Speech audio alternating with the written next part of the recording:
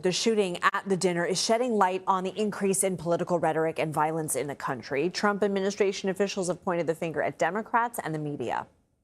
Many people in this room, if we're going to be honest about it, have done it as well. They're just as guilty as a lot of people on X. When you have reporters, when you have media just being overly critical and calling the president horrible names for no reason and without evidence, without proof, it shouldn't surprise us that this type of rhetoric takes place. CBS News Executive Director of White House and Politics, Fin Gómez, joins me now. So what have the president and other White House officials said about the fact that this is not the first, nor is it the second apparent attempt on the president's life? Yeah, Lindsay, the president himself has been unusually reflective from the White House Saturday night in that quickly planned briefing before right after the shooting. He called the presidency about the most dangerous job there is, and he compared himself to Abraham Lincoln. On 60 Minutes on Sunday with Norah O'Donnell, he was almost philosophical, saying political violence isn't new. You can go back 20, 40, 100 years and find it, and said he wasn't sure if there was more now than over different periods in history.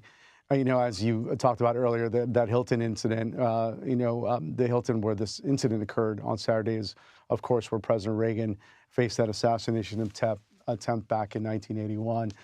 Today, White House Press Secretary Caroline Leavitt, who postponed her maternity leave to come to the briefing today, she argued that this is the third serious attempt on his life in under 2 years, and argued that no president in modern history has faced anything like it.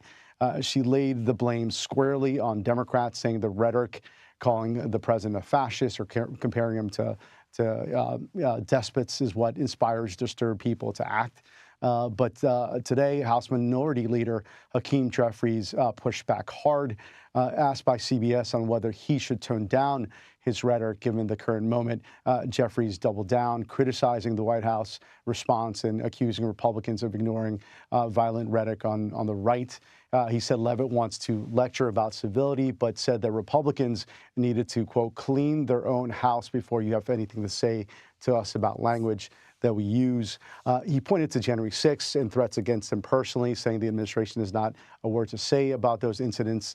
And he also pointed to, if you recall, Lindsay, Pennsylvania Governor Josh Shapiro's home, which was firebombed by an arsonist last year while his family was inside. So just really a case of back and forth here over who is to blame or the most dangerous political rhetoric. Lindsay. Well, we know you were there as well, and we are glad you were okay. Fin Gómez, thank you.